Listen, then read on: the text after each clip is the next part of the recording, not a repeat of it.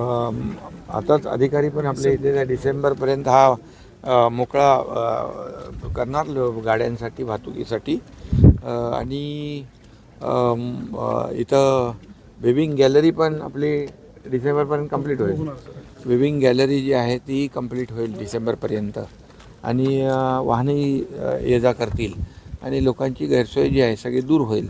याच्यामध्ये एक फसाड लायटिंगचाही प्रस्ताव त्यांनी हे केला आहे, बाजूला रेलिंगचाही प्रस्ताव दिला आहे. तर त्याला देखील तात्काळ जे काही निधी लागेल तो देखील देऊन हे काम देखील आपण लायटिंगचं जेणेकरून येणारे पर्यटक इथे थांबतील.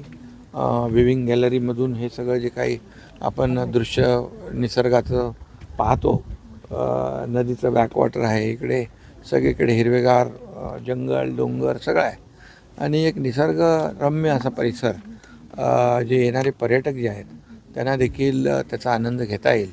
त्यामुळे हे लवकरच हा ब्रिज सुरू होऊन जाईल आणि लोकांना त्याचा फायदा होईल. साहेब, कांदाटखोऱ्या हा कांदाटखोरा दुर्गम भाग आहे आणि या भागाला हा महत्वाकांक्षी पूल तुम्ही खरं तर बांधताय. ह्या बऱ्यापैकी आता पूर्ण झालंय, त्यामुळं इथलं टुरिझम वाढणार आहे, दळणवळण वाढणार आहे आणि इथल्या नागरिकांच्या ज्या असुविधा होत्या त्याही कुठेतरी कमी होणार आहेत. हा या ब्रिज हा फार म्हणजे इथे कांदाटखोऱ्यातल्या लोकांसाठी तर उपयोगी आहेच, परंतु येणाऱ्या पर्यटकांसाठी देखील हा खूप फायद्याचा होईल. वाहतुकीसाठी देखील याचा लोकांना फायदा होईल. त्याचबरोबर इथे समोर जे 2 ब्रिजचं काम चालू आहे, एक आपण तो कोकण आणि पश्चिम महाराष्ट्र जोडण्यासाठी तो एक ब्रिज आपण इथं बांधतो आहे आणि त्याचं देखील काम प्रगतीपथावर आहे. त्यामुळे कोकण आणि पश्चिम महाराष्ट्र हे देखील जोडलं जाईल. जे असं वळसा घालून मोठं अंतर कापावं लागतं ते लोकांना सोयीचं होईल आणि या संपूर्ण परिसरामध्ये येणारा पर्यटक जो आहे पर्यटकाला एक चांगला पर्याय आणि कनेक्टिव्हिटी या ब्रिजमुळे आणि ते होणारे जे 2 ब्रिज काम चालू आहे त्याचं त्यामुळे मोठ्या प्रमाणावर पर्यटक येतील आणि इथल्या ग्रामस्थांना या भागातल्या तरुणांना रोजगारही मिळेल. होमस्टेसारखं टेंटसारखे सगळं जे काही इथे आपल्याला लोकांना सुविधा देता येतील. समोर मुन्हवळ्याला आपण वॉटर स्पोर्ट्स देखील तिथं करतो आहे आणि या संपूर्ण इकडे रोपवे आपण घेतलेला आहे. उतेश्वरला जाण्यासाठी जे काही भाविक पर्यटक येतात त्यांना देखील या सगळ्यांनाच या संपूर्ण परिसरामध्ये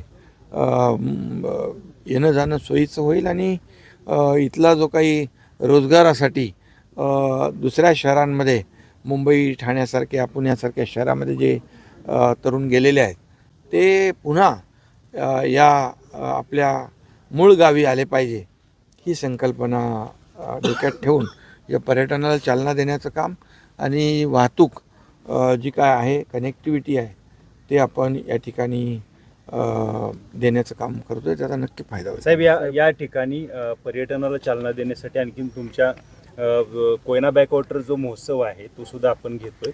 अंदाजे कधीपर्यंत हा महोत्सव घेतो? कोयना बॅकवॉटरची देखील चर्चा त्या दिवशी आपल्या पालकमंत्र्यांच्या सोबत झालेली आहे आणि मुख्यमंत्र्यांशी देखील पालकमंत्री बोललेत आणि मला वाटतं डिसेंबरमध्ये हा बॅकवॉटर कोयना बॅकवॉटर होईल आणि मोठा त्याला प्रतिसाद जसा महाबळेश्वर फेस्टिवलला प्रतिसाद लाभला आणि तो मला वाटतं कमी कालावधीचा होता.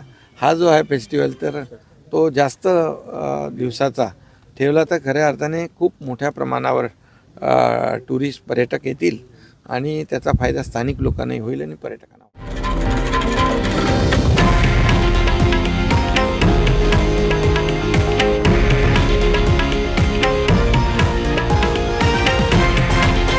हे आहे देशातील नंबर 1 न्यूज नेटवर्क आणि आपण पाहत आहात TV9 मराठी, एकमेव.